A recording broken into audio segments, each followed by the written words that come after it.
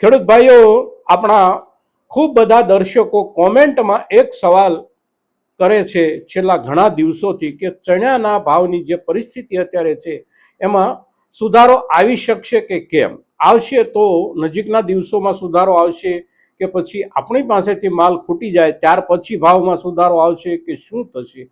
અત્યારે હવે ચણાને વેચવા, સંગ્રહ કરવો કે શું કરવું, આ જે મૂંઝવણ છે ખેડૂતોની, આપણા દર્શક મિત્રોની, એ દર્શક મિત્રો આ સવાલ આપણને કરે છે અને તેથી એના ઉપર ચર્ચા થવી ખૂબ જરૂરી છે। સાથે સાથે અત્યારના દિવસોમાં આપણે જોઈએ તો છેલ્લા ઘણા દિવસથી, એટલે કે લગભગ જ્યારથી ચણાનો પાક તૈયાર થયો છે ત્યારથી જ્યાં ક્યાંય પણ આપણે પ્રવાસમાં જઈએ છીએ 50 કિલોમીટર 100 કિલોમીટર, તો હજી પણ ઘણો બધો આપણો ચણાનો પાક ખેતરોમાં ઊભો છે અને આજના દિવસ સુધી આ પરિસ્થિતિ છે। એટલે આપણી પાસે હજી પાકી અને માલ આવવાનું શરૂ છે। હવે આ સંજોગોમાં જે કાંઈ માલ આપણી પાસે તૈયાર થઈને આવી ગયો હોય કે આવનારો હોય એના ઉપર આપણા માટે સૌથી મોટી ચિંતા શું કરવું આ હોય છે। અને તેથી આજે આપણે ફરી એક વખત ચણાના પાકની પરિસ્થિતિ અત્યારના હિસાબથી અને બજાર કઈ તરફ જઈ શકે છે નજીકના દિવસોમાં, એના ઉપર જ્યારે ચર્ચા કરીએ છીએ ત્યારે આપ સૌ મિત્રો આ વિડીયોમાં અવશ્ય બન્યા રહેજો। નમસ્કાર ખેડૂત મિત્રો, જય કિસાન, જય ભારત। ખેડૂત ભાઈઓ, હોળી ધૂળેટીના તહેવારો આવી ગયા છે અને હોળી ધૂળેટી જેવો આપણો આખા દેશનો ખૂબ ઉત્સાહપૂર્વક ઉજવાતો જે તહેવાર છે એ તહેવારના દિવસો દરમિયાન આપ સૌને તહેવારની ખૂબ ખૂબ શુભકામનાઓ। આજે આપણે ચણાના પાકમાં જે રૂપમાં ઘસાઈ રહ્યા છીએ બજારમાં એના ઉપર ચર્ચા જ્યારે કરીએ છીએ ત્યારે આપણને અત્યારના દિવસોમાં જે ચણાના ભાવમાં સૌથી મોટી અગવડ જે છે એને આપણે સમજવી પડશે મિત્રો। ચણાનો પાક આપણા દેશમાં આ વર્ષમાં પણ એટલો બધો વધારે નથી થયો કે આપણા દેશની જરૂરિયાત કરતાં મોટો પાક આપણી પાસે તૈયાર થઈ ગયો હોય। આપણી પાસે ચણાનો જે કાંઈ પાક તૈયાર થયો છે સમગ્ર દેશમાં, માત્ર ગુજરાતમાં નહીં પણ આખા દેશમાં જ્યાં જ્યાં ચણાનું વાવેતર થાય છે આ બધું મળી અને ચણાની આપણી વાર્ષિક જરૂરિયાત કરતાં આપણે ઘણા બધા પાછળ છીએ। પણ ચણાના પાકમાં આપણને આપણા ઉત્પાદન કે બજારનું કદ એના કરતાં વધારે મોટો પ્રશ્ન જે કાંઈ મૂંઝવે છે એ મૂંઝવે છે આપણને પીળા વટાણા। હવે પીળા વટાણા ગયા વર્ષમાં તો આપણને ખૂબ મૂંઝવા, આ વર્ષે પણ સિઝનની શરૂઆતમાં આપણા બે પાક જે છે, એક તુવેર અને એક ચણા, આ બે પાકને સૌથી વધારે નડતર રૂપ હોય તો પીળા વટાણા છે। અને પીળા વટાણાની સમસ્યા જે છે એ એવી છે કે પીળા વટાણા આપણા દેશના ખેડૂતોના પાકેલા છે અને આપણને નડે છે એવું પણ નથી। આપણા દેશના ખેડૂતોના પકેલા હોત તો આપણે એવું પણ સ્વીકારી લેત કે આપણા બીજા કોઈ પ્રદેશના ખેડૂતો તો કમસે કમ એના ઉપર ભાવો મેળવી રહ્યા છે। પણ આપણને જે પીળા વટાણા નડે છે એ પીળા વટાણા નડે છે કેનેડાના। આપણને અત્યારે જે પીળા વટાણા નડે છે એ પીળા વટાણા નડે છે યુક્રેનના।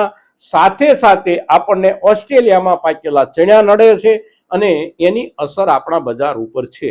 તુવેરના મુદ્દા ઉપર આપણે 3-4 દિવસ પહેલા જ્યારે ચર્ચા કરી ત્યારે પણ મુદ્દો આપણને સૌથી અગત્યનો આ એક જ નડે છે તુવેરમાં પણ, અને એ જ પરિસ્થિતિ છે આપણી ચણામાં પણ। કારણ કે ચણા અને તુવેર આ બંનેમાં ભેળસેળ કરવા માટે જ પીળા વટાણાની આયાત કરવામાં આવે છે। હવે પીળા વટાણાની નિઃશુલ્ક આયાતનો છેલ્લો દિવસ 28 ફેબ્રુઆરી હતો, ત્યાર પહેલા સરકારે એના ઉપર કોઈ નિર્ણય કરી લેવાનો હતો, સરકારે એ નિર્ણય ન કર્યો। પરિણામે 7 તારીખે બેઠકમાં, કેન્દ્રીય કેબિનેટની બેઠકમાં જે નિર્ણય કર્યો એ પણ એવો કર્યો કે 28 તારીખ પહેલાના જે કોઈ ઓર્ડરો આપણા દેશના વેપારીઓએ આયાત કરવા માટે પીળા વટાણાના મૂક્યા છે, આ તમામ માલ દેશની અંદર પહોંચી જાય ત્યાં સુધી અને એને માટેનો જે સમય આપવામાં આવ્યો છે એ સમય છે માર્ચ મહિનો, એપ્રિલ મહિનો અને આખો મે મહિનો। એટલે મે મહિનાની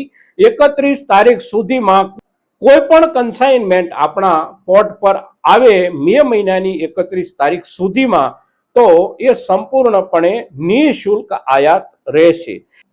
હવે અત્યારના દિવસોમાં હવે પછી પીળા વટાણા આયાત કરવા માંગતા વેપારીઓ આયાત કયા ધોરણે કરી શકે? નિઃશુલ્ક રૂલ જે છે પાછળથી લાગુ થયેલા એ પ્રમાણે જ આયાત કરી શકશે કે એમાં કોઈ શુલ્ક લાગશે, તો એને માટેની કોઈ સ્પષ્ટતા સરકારે નથી કરી. હવે સરકારે જ્યારે કોઈ સ્પષ્ટતા નથી કરી કે હવે શું અત્યારના દિવસોમાં, તો એના લઈને થોડો એક બજારમાં અસમંજસ જે કાંઈ ઊભો થયો છે એનો ફાયદો કદાચ આપણને થોડા દિવસો પછી જોવા મળી શકે છે. પણ સાથે સાથે આપણે એ યાદ રાખવાનું છે કે અત્યાર સુધીમાં જે આયાત થયેલા પીળા વટાણાનો જથ્થો હતો ગયા વર્ષનો ડિસેમ્બર મહિના સુધીનો, એ લગભગ 30 લાખ ટનથી વધારે હતો. ત્યાર પછીનો જે માલ આવ્યો, જાન્યુઆરીમાં આવ્યો, ફેબ્રુઆરીમાં આવ્યો, એના આંકડા હજી બજાર તરફથી સંપૂર્ણ રૂપમાં ઉપલબ્ધ નથી, પણ આવવાનું હજી શરૂ છે. કારણ કે ફેબ્રુઆરી મહિનાની 28 તારીખ સુધી તો ફ્રી આયાત થઈ શકતી હતી, એટલે ત્યાં સુધીમાં જેટલા ઓર્ડરો મુકાયા હોય એ માલ હજી આપણા બંદરગાહો પર સતત આવતો રહેશે મે મહિનો પૂરો થાય ત્યાં સુધી. હવે પીળા વટાણા જે આવે છે એનો ભાવ શું છે, આ એક સમજવા જેવી બાબત છે. આપણે ચણા જે અત્યારે વેચી રહ્યા છીએ એ ચણા આપણા સારામાં સારા ચણા ગયા વર્ષે આપણે જે 1400 રૂપિયામાં વેચતા હતા એ ચણા આ વર્ષમાં અત્યારના દિવસોમાં આપણે 1014માં વેચી રહ્યા છીએ.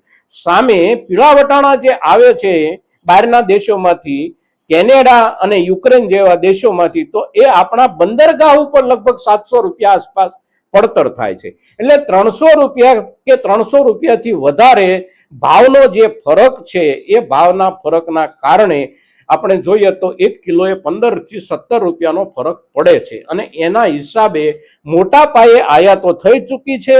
હજી મે મહિના સુધી કન્સાઇનમેન્ટ આવતા રહેશે અને આ પ્રવૃત્તિ જ્યાં સુધી ચાલતી રહે, ખાસ કરીને મે મહિનો પૂરો થાય ત્યાં સુધી, તો કોઈ બાજુથી માલની આવકો અટકવાની નથી, વિદેશી માલની. અને તેથી આપણા માટે મે મહિના સુધી તો એકંદર ચિંતા જેવો માહોલ રહી શકે છે. સિવાય કે આયાતી માલ જે કાંઈ છે અત્યારે વેપારીઓ પાસે ગોડાઉનોમાં સંગ્રહિત, એ માલ થોડો ક્વોલિટીના હિસાબથી બજારમાં નબળો પડે અને આપણા સારી ક્વોલિટીના હિસાબોથી થોડા ભાવો આપણને વધારે મળે, તો એ એકમાત્ર આપણા માટે આશાનું કિરણ બને છે. મિત્રો, આજના દિવસે, આજના સમયે આપણને આપણા ચણ્યા અને તુવેર આ બે પાકમાં કેનેડા અને યુક્રેનના પીળા વટાણા સિવાય બીજું કાંઈ નડતું નથી. અને આ પીળા વટાણાની આયાતની જે નીતિ બનાવે છે એ કેન્દ્ર સરકાર બનાવે છે. અને કેન્દ્ર સરકારને આપણા પકવેલા ચણ્યા કે આપણા પકવેલા તુવેર જેવા પાકની કેટલી ચિંતા છે એનો આપણને પ્રત્યક્ષ દાખલો અત્યારે સરકારે જે ખરીદ કેન્દ્રો શરૂ કર્યા છે અને તુવેરની જે પરિસ્થિતિ ઊભી કરી છે, ખાસ કરીને આપણા જુનાગઢ જિલ્લાના ખેડૂતો માટે, એના ઉપરથી સાબિત થાય છે કે સરકારની નિયત આપણા તુવેર અને ચણા જેવા પાક તરફ કેવી છે. મિત્રો, તો ખેડૂત મિત્રો, આજના દિવસે ચણાનો આપણો પાક, બજારની સ્થિતિ અને એમાં નડતર રૂપ કારણો, આના ઉપર જ્યારે આપણે વિસ્તૃત ચર્ચા કરીએ છીએ ત્યારે આપણી આ ચર્ચા મહત્તમ ખેડૂતો સુધી પહોંચે એવા આપ સૌના તરફથી પ્રયાસો થાય એવી અપેક્ષા સાથે જય કિસાન, જય ભારત.